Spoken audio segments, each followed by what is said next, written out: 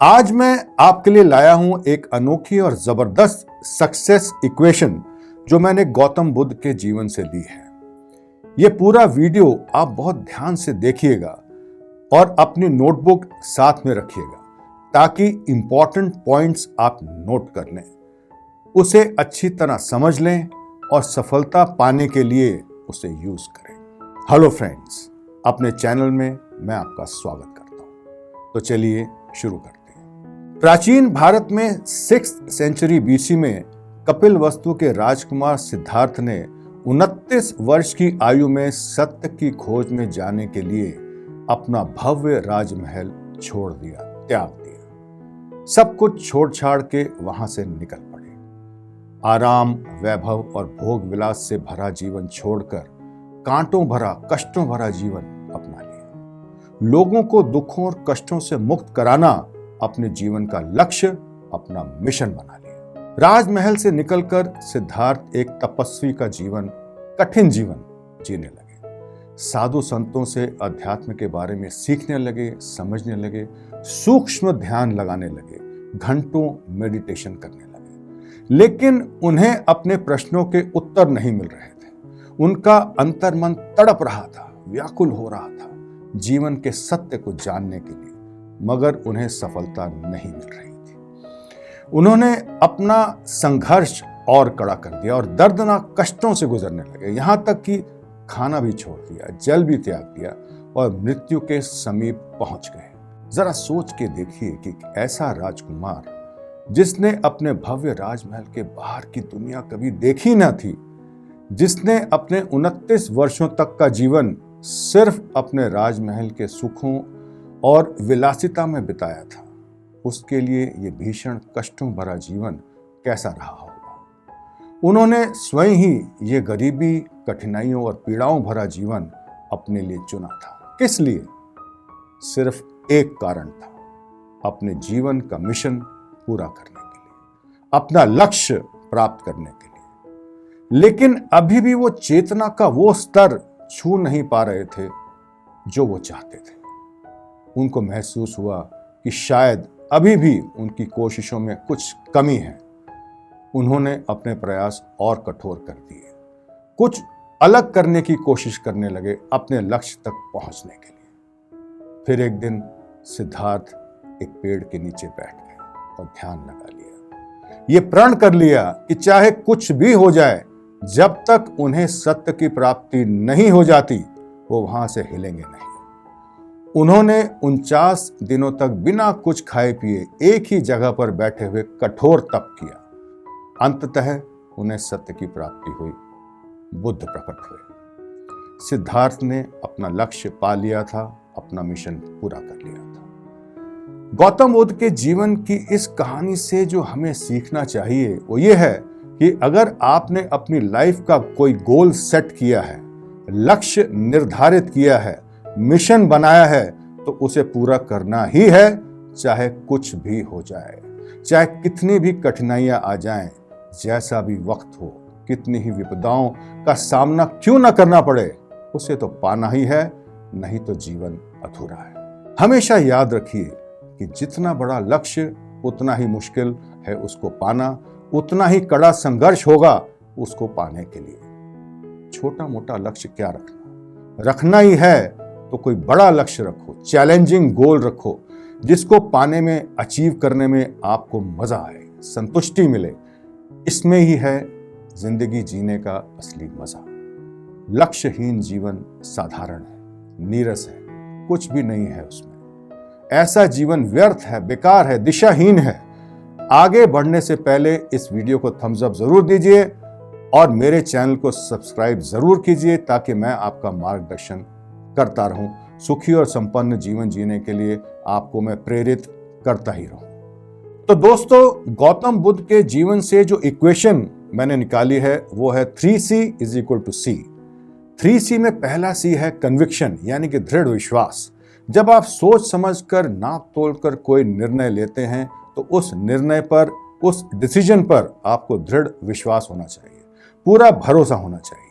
सिद्धार्थ ने एक निर्णय लिया और उस निर्णय पर उनको इतना विश्वास था कि उसके लिए उन्होंने अपना सब कुछ त्याग दिया, और वही कारण बना उनके सफलतापूर्वक अपने निर्णय को पूरा करने का, उसे अंजाम देने का। यह होता है कन्विक्शन, और कन्विक्शन आता है सेल्फ बिलीफ से, अपने ऊपर विश्वास से कि जो भी मैंने डिसीजन लिया है वह एकदम सही है और मैं उसको पूरा करके ही दम लूंगा, चाहे कुछ भी हो जाए। सेल्फ बिलीफ बढ़ाने का सबसे अच्छा तरीका है सेल्फ एनालिसिस, यानी कि आत्मविश्लेषण। कोई भी निर्णय लेने से पहले अपने टैलेंट यानी कि प्रतिभा को, अपने स्किल्स यानी कि कौशल को, और अपनी कैपेबिलिटीज को यानी कि योग्यता को अच्छी तरह से पहचान लीजिए।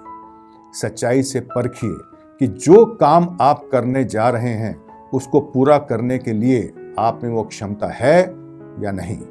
और अगर आप पाते हैं कि आप में कहीं कमी है तो फिर उसे पूरा कीजिए, उसके बारे में सीखिए, जानिए, अपनी योग्यता का स्तर बढ़ाइए, ठीक वैसे ही जैसे सिद्धार्थ ने किया। राजमहल को छोड़ते समय उन्हें अध्यात्म के बारे में कुछ भी नहीं पता था।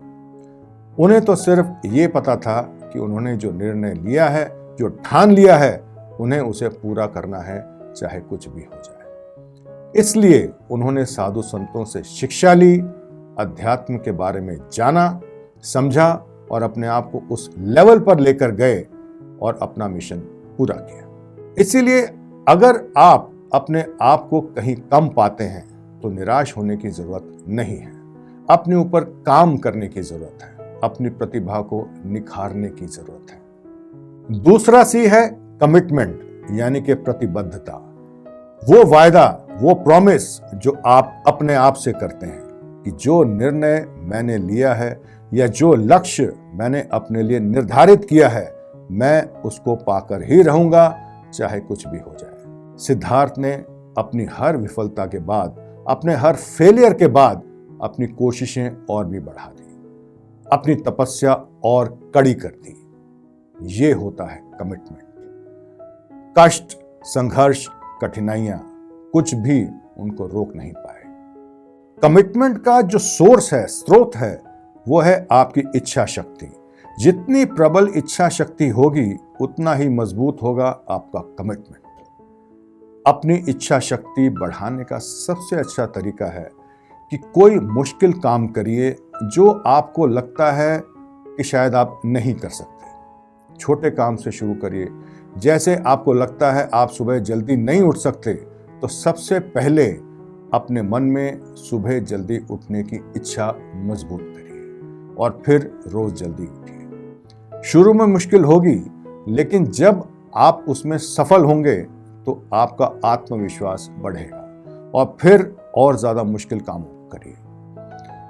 कुछ दिनों बाद आपको लगने लगेगा कि आपकी इच्छा शक्ति मजबूत हो रही है। जैसे सिद्धार्थ एक के बाद एक मुश्किल से मुश्किल काम करते चले गए। तीसरा सी है कंसिस्टेंसी, यानी कि स्थिरता या निरंतरता। सिद्धार्थ कड़ी कठिनाइयों के बावजूद भी निरंतर प्रयास करते रहे।